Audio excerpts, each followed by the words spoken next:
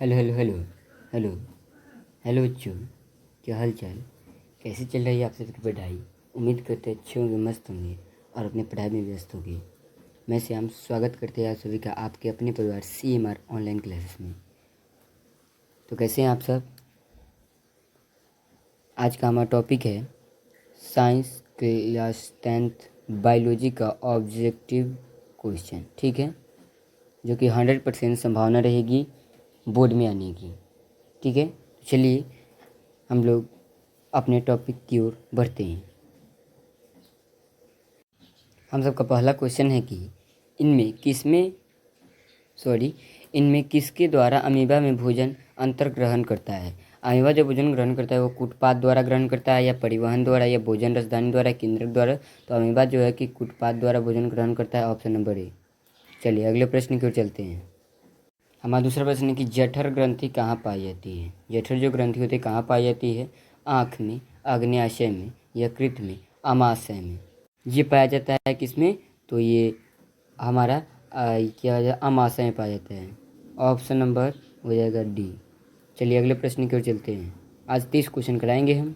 अब ये क्वेश्चन है कि मैग्नीशियम पाया जाता है, क्या बोला जा रहा है, मैग्नीशियम पाया जाता है क्लोरोफिल में या फिर लाल रक्त कण में या वर्णिलक में, श्वेत रक्त में कण में। तो ये पाया जाता है क्लोरोफिल में, ऑप्शन नंबर ए। चलिए अगले प्रश्न की ओर चलते हैं। ये क्वेश्चन कहता है कि मानव हृदय में पाए जाते हैं तीन वेशम, 2 वेशम, 4 वेशम, 5 वेशम। तो ऑप्शन नंबर हमारा हो जाएगा सी, 4 वेशम पाए जाते हैं। कितने, 4 वेशम। चलिए अगले प्रश्न की ओर चलते हैं। अब ये प्रश्न कहता है कि वह प्रक्रम जिसके द्वारा शरीर में ऊर्जा का उत्पादन होता है शरीर में ऊर्जा उत्पादन होता है वह क्या कहलाता है। तो श्वसन कहलाता है या फिर पोषण कहलाता है या फिर उत्सर्जन या फिर ये क्या उत्तेजनशील। तो ऑप्शन नंबर हमारा क्या हो जाएगा, श्वसन, ए। जय प्रक्रम ए कहलाता। चलिए अगले प्रश्न की ओर चलते हैं।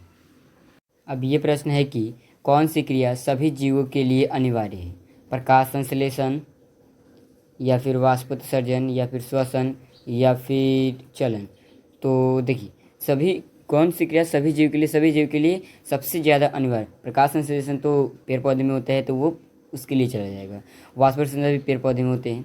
पर देखिए चलन के अगर नहीं कर सकते तो जिंदा रह सकते हैं, जीवित रह सकते हैं, लेकिन श्वसन के बिना हम जीवित नहीं रह सकते, इसलिए सभी जीवों के लिए श्वसन बहुत जरूरी है। ऑप्शन नंबर सी करेक्ट है। चलिए अगले प्रश्न की ओर चलते हैं। ये प्रश्न बाकी कौन पौधे के वायवीय भागों से जल के निष्कर्षण की क्रिया कहलाती है। परागण, निषेचन, विसरण, वाष्पोत्सर्जन। कह पौधे में परागण ये होता है जो कि पुष्प में होता है। निषेचन भी पुष्प में ही होता है जिससे ये फल बनते हैं।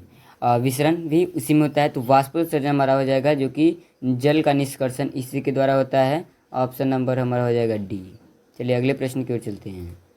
अब ये प्रश्न है कि श्वसन क्रिया के दौरान कितनी प्रतिशत ऊर्जा ताप के रूप में निष्कासित होती है। 20%, 40%, 60%, 80%। तो ऑप्शन नंबर क्या हो जाएगा हमारा, 20%, ऑप्शन नंबर ए। चलिए अगले प्रश्न की ओर चलते हैं। अब ये क्वेश्चन कहता है कि मनुष्य में वृक्क एक तंत्र भाग है जो कि संबंधित है पोषण से, श्वसन से या उत्सर्जन से या परिवहन से। तो हमारा हो जाएगा ऑप्शन नंबर ए, पोषण से, उत्सर्जन से। वृक्क जो है कि उत्सर्जन के लिए कार्य करता है, सी। चलिए अगले प्रश्न की ओर चलते हैं। ये प्रश्न कहता है कि मानव रक्त में उपस्थित यूरिया सामान्य मात्रा होती है 100 mg, 20 mg या 30 mg या 40 mg। तो हमारा ऑप्शन नंबर हो जाएगा ए, 100 mg, बी क्या हो जाएगा, बी हो जाएगा 20 mg। चलिए अगले प्रश्न को चलते हैं। ये प्रश्न कहता है कि पौधे का वाष्पोत्सर्जन किस भाग में होता है। जड़ में, तना में, पत्ता में, फूल में। तो ऑप्शन नंबर हमारा जगह सी, पत्ता में होता है। चलिए अगले प्रश्न को चलते हैं। ये क्वेश्चन कहता है कि रेजिन एवं गोंद कहाँ संचित रहता है। फ्लेम में, कॉर्टेक्स में, छाल में या पुराने जाइलम में। तो ऑप्शन नंबर हमारा क्या हो जाएगा, डी, पुराने जाइलम में। चलिए अगले प्रश्न की ओर चलते हैं। अब ये प्रश्न कहता है कि मत्स्य का मुख्य श्वसन अंग है। किया, फेफड़ा, गिल्स, नाक, ये सब कोई जानते हैं, इसलिए हमारा क्या हो जाएगा, ऑप्शन नंबर सी, गिल्स हो जाएगा। चलिए अगले प्रश्न की ओर चलते हैं। अब ये प्रश्न है, क्लोरोफिल वर्णक का रंग होता है हरा हरा या फिर नीला या फिर लाल या सफ़ेद। तो ऑप्शन नंबर क्या हो जाएगा? हरा। क्लोरोफिल वर्णक हरा होता है। ए। अगले प्रश्न को चलते। अब ये प्रश्न कहता है कि मानव के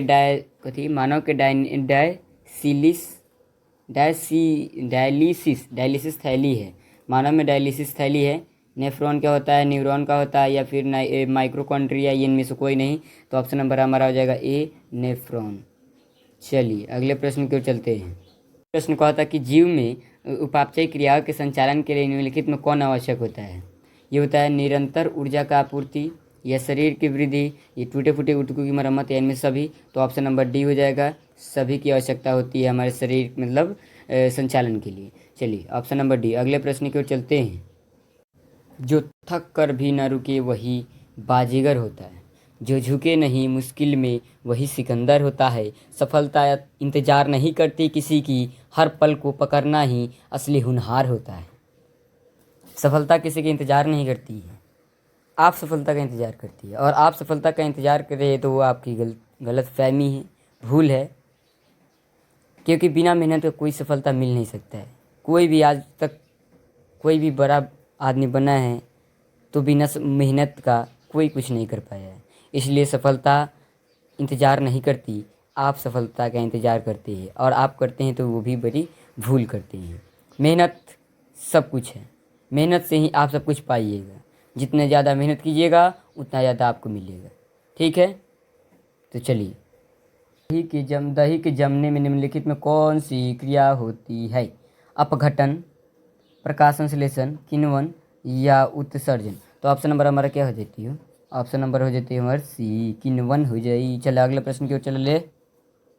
ये क्वेश्चन है कि रक्त के थक्का बनने में सहायक होता है। कौन सहायक होता है रक्त के थक्का बनने में? तो लाल रक्त कोशिका, श्वेत रक्त कोशिका, या रक्त बिंदु बिम्बाणु, या इनमें से कोई नहीं। तो ऑप्शन नंबर हमारा हो जाएगा सी, रक्त बिम्बाणु। चलिए अगले प्रश्न की ओर चलते हैं। ये क्वेश्चन कह रहा है कि छोटी आंत क्या कर रहा है कि छोटी आंत की दीवार पाई जाने वाली ग्रंथिया के स्रावन को हम क्या कहते हैं? हम कहते हैं क्या? आंत्ररस, या सकस, एंटेरिकस, या जठर रस, या ए बी दोनों। तो हमारा हो जाएगा ए बी दोनों, आंत्ररस और सक एंटीरिकस। Option number D. चलिए अगले प्रश्न को चलते हैं। ये क्वेश्चन कहता है कि कोशिका झिल्ली किस प्रकार की झिल्ली है? कोशिका झिल्ली है जो किस प्रकार की झिल्ली? पारगम्य, अपारगम्य, अर्धपारगम्य, इनमें से कोई नहीं। तो हमारा ऑप्शन नंबर सी हो जाएगा, अर्धपारगम्य झिल्ली हो जाएगा। ये सबको पता है, ये मोस्ट भी इम्पोर्टेंट है। चलिए अगले प्रश्न को चलते हैं। ये क्वेश्चन कहता है कि प्रकाश संश्लेषण प्रक्रिया किसकी प्राप्ति होती है? तो ये होता है वसा का, प्रोटीन, ग्लूकोज, सुक्रोज, प्रकाश। तो ऑप्शन नंबर हमारा हो जाएगा सी, ग्लूकोज। ये भी आई है, ये भी। चलिए अगले प्रश्न को चलते हैं। ये क्वेश्चन कहता है कि मनुष्य के सांस लेने और छोड़ने की क्रिया को हम क्या कहते हैं? श्वास, या श्वसन, या निश्वसन, या उत्सर्जन। तो ऑप्शन नंबर हमारा आ जाएगा ए, स्वच्छवास। चलिए अगले प्रश्न पर चलते हैं। यह प्रश्न है कि एथाइल अल्कोहल किस प्रकार के श्वसन में होता है? वायवीय, अवायवीय, या दोनों, या इनमें से कोई नहीं। तो हमारा ऑप्शन नंबर क्या हो जाएगा? ऑप्शन नंबर ए हो जाएगा, वायवीय। अवायवीय, बी हो जाएगा, अवायवीय। चलिए अगले प्रश्न को चलते हैं। रक्षी कोशिका कहाँ पाई जाती है? जड़ में, पत्तियों में, फूलों में, फलों में। तो ऑप्शन नंबर हो जाएगा बी, पत्तियों में। रक्षी कोशिका कहाँ पाई जाती है? पत्तियों में। अगले प्रश्न को चलते हैं। ये क्वेश्चन कह रहा है कि निम्नलिखित में उत्सर्जी अंग है? वृक्क, अंग्न्याशय, आँख, कोई नहीं। उत्सर्जी अंग है तो हमारा वृक्क। वृक्क मतलब समझ रहे हैं? किडनी। चलिए अगले प्रश्न को चलते हैं। कह रहा है कि रक्त क्या है? रक्त क्या है? कोशिका, उत्तक पदार्थ, ये आप बताइएगा। ठीक है, चलिए अगले प्रश्न को चलते हैं। ये क्वेश्चन है कि शरीर में भोजन पचना किस प्रकार का अभिक्रिया है? ये भी ऑब्जेक्टिव है, ये क्वेश्चन बोर्ड में दिखेगा। ठीक है, अपचयन, संचयन, या विस्थापन, या उपचयन। तो ऑप्शन नंबर ए हो जाएगा, उपचयन। चलिए अगले प्रश्न की ओर चलते हैं। अब ये प्रश्न कहता है कि पौधे में गैसों का निष्कासन के लिए किस क्रिया का उपयोग किया जाता है? परासरण, विसरण, वाष्पोत्सर्जन, परिवहन। तो ऑप्शन नंबर हमारा क्या हो जाएगा? ए, परासरण का। चलिए अगले विसरण का। ऑप्शन नंबर बी हो जाएगा। चलिए अगले प्रश्न की ओर चलते हैं। ये क्वेश्चन कहता है कि कवक में पोषण कौन सी विधि द्वारा होती है, स्वपोषण, मृतजीवी पोषण या समभोजी, या इनमें से कोई नहीं। ऑप्शन नंबर बी हो जाएगा, मृतभोजी कवक में होता है। चलिए अगले प्रश्न पर चलते हैं। ये लास्ट क्वेश्चन है और ये कहता है कि रक्त में आयरन की कमी से होने वाला एक रोग है, टीबी, मधुमेह, एनीमिया या उच्च रक्तचाप। तो ऑप्शन नंबर हमारा हो जाएगा सी, एनीमिया। ये लास्ट क्वेश्चन था, ठीक है। तो थैंक यू, मिलते हैं अगली वीडियो में। तो तब तक के लिए बहुत बहुत धन्यवाद। नए हैं तो इस चैनल को सब्सक्राइब कीजिए और हमारे साथ जुड़ जाइए ताकि हर एक वीडियो का नोटिफिकेशन आपके पास जाए। और हम जो आपको क्वेश्चन देते हैं वो आप बताएं कीजिए, ये नहीं लिख दीजिए कि बहुत बढ़िया। कितने को कमेंट देखते हैं तो कहते हैं कि बहुत बढ़िया और दिल बरसाते हैं। देखिए भाई, वो सब छोड़िए, दिल बरसाने वाला बात देखा जाएगा बाद में, पर लेकिन आप क्वेश्चन का आंसर दिया कीजिए, ठीक है। तो ठीक है, मिलते हैं अगले वीडियो में। तब तक के लिए बहुत बहुत धन्यवाद। Bye bye, take care, all of you, bye bye.